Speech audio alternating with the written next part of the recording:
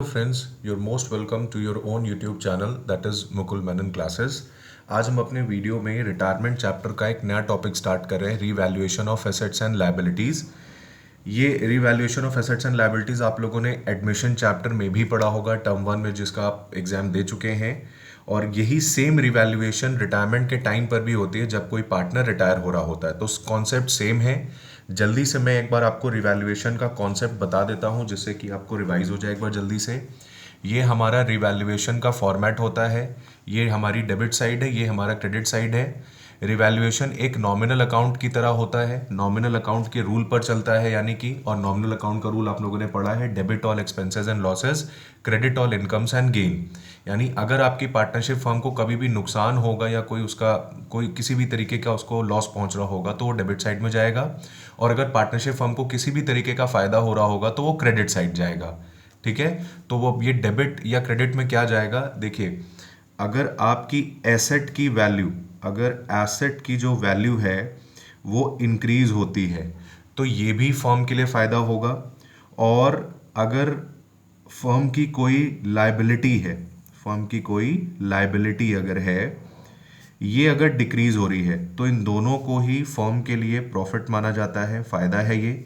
तो अगर ये दोनों सिचुएशंस ऑकर होंगी तो हमेशा रिवैल्यूएशन के क्रेडिट साइड में जाएंगी। ये बात आपको समझ में आई। एसेट का बढ़ना भी फर्म के लिए फ़ायदा है और लायबिलिटी का घटना भी फर्म के लिए फ़ायदा है, तो ये हमेशा रिवैल्यूएशन के क्रेडिट साइड में जाएंगी। एसेट अगर आपकी रिड्यूस हो रही है यानी इसकी वैल्यू कम हो रही है, या फिर जो लायबिलिटी आपके फर्म में थी इसकी वैल्यू इंक्रीज हो जा रही है, तो ये दोनों ही सिचुएशन हमेशा लॉस ट्रीट किया जाता है इसको। तो लॉस हमेशा रिवैल्यूएशन के डेबिट साइड में आएगा, तो इसको याद रखिएगा। एसेट अगर बढ़ती है या लायबिलिटी घटती है तो ये दोनों सिचुएशन प्रॉफिट मानी जाएंगी, ये हमेशा क्रेडिट साइड में आएगा।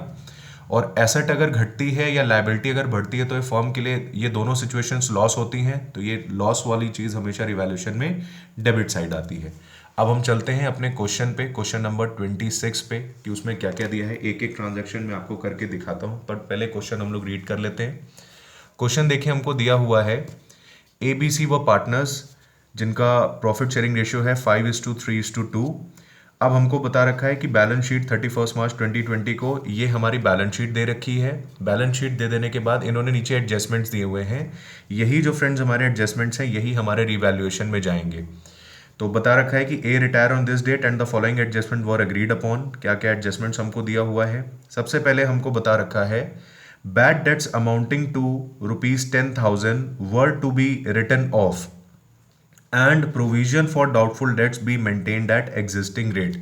देखिए, बैड डेट्स अमाउंटिंग टू है हमारा 10,000 रुपये। 10,000 से हमारा बैड डेट्स हो रहा है यानी 10,000 के डेटर्स हमारे कम हो जाएंगे। अब देखिए, एसेट कम हो रही है, एसेट कम हो रही है। 1,50,000 के डेटर्स में से 10,000 के डेटर्स ने बैड डेट कर दिया है, तो 10,000 से डेटर्स कम हो गए हैं, तो एसेट की वैल्यू हमारी 10,000 से कम हो गई है। तो आप इस चीज को कहाँ लिखोगे, आप इस चीज को रिवैल्यूएशन में डेबिट साइड जाकर के लिखोगे। अब अमाउंट कितना लिखना होगा, तो आप लोग कहोगे 10,000।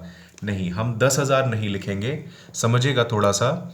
देखिए, हमने पहले से रिवैल्यूएशन भी बना रखा था इस क्वेश्चन में, तो रिवैल्यूएशन का अमाउंट हमारे पास 9,000, रिवैल्यूएशन बोल रहा हूँ, सॉरी, प्रोविजन ऑलरेडी मैंने 9,000 का बना रखा था कि अगर कभी बैड डेट होगा तो हम उस अमाउंट को यहाँ से एडजस्ट कर लेंगे। तो देखिए, 10,000 से आपका बैड डेट्स हुआ ज़रूर है, लेकिन 9,000 का हमने ऑलरेडी प्रोविजन बना के रखा था, तो इस 10,000 के नुकसान में से 9,000 की भरपाई तो इस प्रोविजन से हो जाएगी। तो जो एक्सेस 1,000 का जो हमारा नुकसान हो रहा है बस वही रिवैल्यूएशन में जाएगा। ये बात आप लोग को समझ में आई। फिर से समझ लीजिए इस चीज़ को कि हमारी बैड डेट्स तो 10,000 की हुई थी। 10,000 से वैसे हमारा पूरा एसेट तो, हमारी डेटर्स तो हमारे 10,000 से घट रहे थे, लेकिन ये जो नुकसान था उसकी भरपाई के लिए हम पहले से ही 9,000 का प्रोविजन बना के बैठे हुए थे। तो 10,000 में से 9,000 के नुकसान का जो भरपाई है वो यहीं से हो गई। जो एक्सेस 1,000 बच रहा है जिसकी भरपाई यहाँ से नहीं हो पाई है, सिर्फ उतना अमाउंट ही इस केस में रिवैल्यूएशन अकाउंट में जाएगा। तो पहली एंट्री हम रिवैल्यूएशन में कर रहे हैं, एसेट हमारी घट रही है तो ये हमारा नुकसान है, तो हम यहाँ पे लिखेंगे टू बैड डेट्स करके, टू बैड डेट्स, और अमाउंट हमारा सिर्फ आएगा यहाँ पे 1,000। ये आपको क्लियर हो गया। अब उसके बाद उसी एडजस्टमेंट में अभी एक चीज़ और बोली गई है, क्या है वो देखेगा। Bad debts amounting to 10,000 were to be written off and provision for doubtful debts be maintained at existing rate. इसका ये मतलब है कि आपको जो न्यू प्रोविजन बनाना है वो एग्जिस्टिंग रेट से बनाना है, यानी जिस रेट से ओल्ड प्रोविजन बनाया गया था उसी रेट से आपको न्यू प्रोविजन बनाना होगा। अब आपको देखिए ओल्ड प्रोविजन किस रेट से बनाया गया था ये तो आपको पता नहीं है, बट आपको ये पता है कि ओल्ड प्रोविजन का अमाउंट कितना है और कितने अमाउंट ऑफ डेटर्स पे ये बनाया गया था। तो 1.5 लाख पे 9,000 का प्रोविजन बनाया गया था। तो अब ये 9,000 1.5 लाख का कितना परसेंट होगा आप निकाल लीजिए, तो आपको रेट पता चल जाएगा। तो आप ये कैसे निकालोगे इस चीज़ को देखिए थोड़ा सा, मैं नीचे वर्किंग करके दिखा रहा हूँ कि आपको existing rate of provision on debtors निकालना है। Existing rate of provision on debtors, provision on debtors आपको ये कैलकुलेट करना है। तो ये आप कैसे कैलकुलेट करोगे, देखिए आपका जो ओल्ड प्रोविजन था वो कितने का था, 9,000 का, और ये कितने डेटर्स पे बनाया गया था, 1,50,000 डेटर्स पे। इसको डिवाइड करके 100 से मल्टीप्लाई कर दीजिए तो एग्जिस्टिंग रेट आ जाएगा, तो जो कि आपका आएगा 6% से।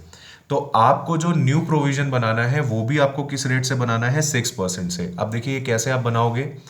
अभी अभी आपने देखा कि आपके जो डेटर्स थे बैलेंस शीट में, डेटर्स जो आपके थे वो थे 1,50,000। 1,50,000 में से हम माइनस करेंगे क्या, जो अभी अभी बैड डेट्स हो गया है। बैड डेट्स कितना हुआ है फ्रेंड्स, 10,000 का। तो कितने डेटर्स हमारे बच गए, 1,40,000। अब ये जो 6% का नया प्रोविजन है ये 1,40,000 पर ही आपको क्रिएट करना है। तो जो न्यू प्रोविजन आपका आएगा, न्यू प्रोविजन ऑन डेटर्स जो आपका आएगा वो आपका कितना आ रहा है, 1,40,000 का 6%, ठीक है, जो कि आ जाएगा 8,400। अब जब भी देखिए प्रोविजन हमेशा क्रिएट करना ऑर्गेनाइजेशन के लिए एक नुकसान होता है, क्योंकि हम इतना पैसा प्रॉफिट से हटा करके अपने पास पहले से रख लेंगे तो प्रॉफिट यहाँ पे रिड्यूस हो जाएगा। तो प्रॉफिट का रिड्यूस होना फर्म के लिए नुकसान होगा। तो जब भी फर्म के लिए कोई चीज़ नुकसान होती है, 8,400 का नुकसान हो रहा है, तो ये 8,400 का नुकसान हमको रिवैल्यूएशन के डेबिट में दिखाना होगा। तो हम लिखेंगे टू प्रोविजन फॉर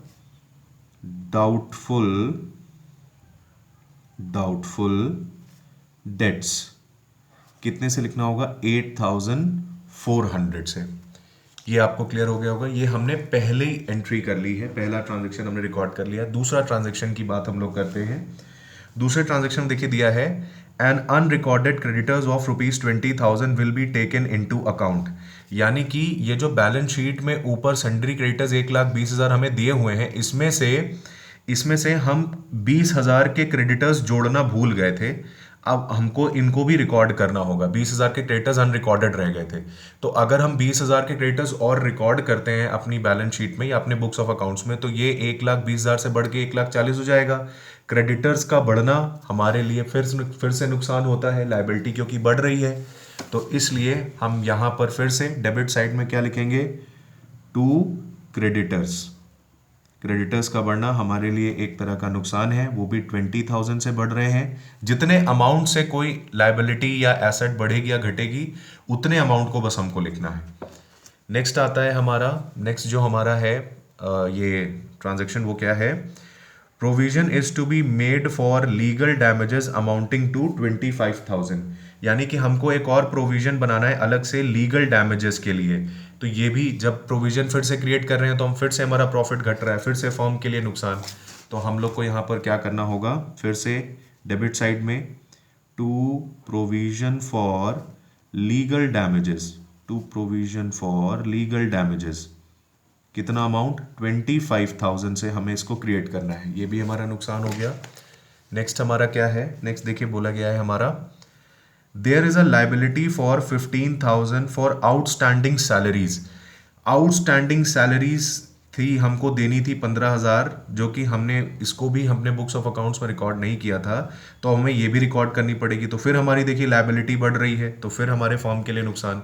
तो ये हमारा क्या हो जाएगा, डेबिट हो जाएगा फिर से। तो हम यहाँ पर लिख सकते हैं टू आउटस्टैंडिंग सैलरीज, और वो भी अमाउंट कितना था 15,000। ये समझ में आ गया होगा आपको। नेक्स्ट पे चलते हैं। नेक्स्ट हमारा ट्रांजैक्शन क्या दिया हुआ है। नेक्स्ट दिया हुआ है sundry creditors B reduced bye 8,000 being a liability not payable. यानी कि देखिए क्रेडिटर्स हमारे, कुछ क्रेडिटर्स देखिए इस 1,20,000 क्रेडिटर्स में से 8,000 के क्रेडिटर ऐसे थे जो बोले थे हम अपना पैसा नहीं, हमको अपना पैसा नहीं चाहिए। यानी कि 8,000 से हमारे क्रेडिटर्स घट गए, तो ये हमारे लिए फ़ायदा है क्योंकि क्रेडिटर एक हमारी लायबिलिटी होती है और लायबिलिटी घटना फर्म के लिए फ़ायदा होता है। तो 8,000 से हमारी लायबिलिटी घट रही है, तो हमको इसको क्या करना होगा, क्रेडिट साइड दिखाना होगा। फ़ायदा होगा तो क्रेडिट साइड, तो क्रेडिटर्स का घटना फर्म के लिए फ़ायदा है, तो हम बाय क्रेडिटर्स लिखेंगे और यहाँ पे लिखेंगे 8,000। ये भी आ गया होगा आपको समझ में। नेक्स्ट पॉइंट हमारा है, नेक्स्ट पॉइंट दिया गया है सन्ड्री क्रेडिटर्स वाला तो हो गया। फिर लास्ट हमारा है stock be increased by 15,000 and plant is to be reduced by 1,80,000। देखिए स्टॉक अगर इंक्रीज हो रहा है, स्टॉक एसेट होती है, एसेट बढ़ रही है 15,000 से, तो ये फायदा है। लेकिन प्लांट जो है वो घट रहा है, रिड्यूस्ड टू लिखा है। देखिए रिड्यूस्ड बाय नहीं लिखा है, रिड्यूस्ड टू। रिड्यूस्ड टू का मतलब अब प्लांट की वैल्यू 1,80,000 हो गई है। जब बाय लिखा होता है, बाय का मतलब होता है कितने अमाउंट से वैल्यू बढ़ी है या घटी है। जब टू लिखा होता है तो उसका मतलब उतनी वैल्यू उसकी हो गई है।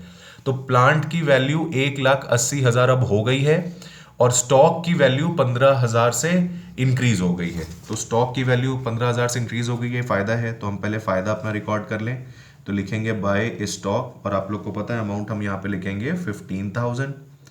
और प्लांट की वैल्यू देखिएगा आप लोग यहाँ पे, पहले बैलेंस शीट में कितनी थी, 2 लाख थी और बताया गया है अब वैल्यू कितनी होगी 1,80,000। तो कितनी घट गई है वैल्यू, 20,000 से घट गई है। तो हम लिखेंगे टू प्लांट करके और यहाँ पे 20,000 आपका लिख लेंगे अमाउंट। अब हमको क्या करना है, अब हमको रिवैल्यूएशन पे हमारा प्रॉफिट हो रहा है या लॉस हो रहा है ये आइडेंटिफाई करना होगा। तो आपको सबसे पहले क्या करना होगा, आपको सबसे पहले दोनों साइड का टोटल करना होगा। देखिए अगर डेबिट वाली साइड ज़्यादा आती है जो कि लॉस वाली साइड है, अगर ये ज़्यादा आ रही है डेबिट वाली साइड और क्रेडिट वाली साइड कम आ रही है तो नुकसान होगा।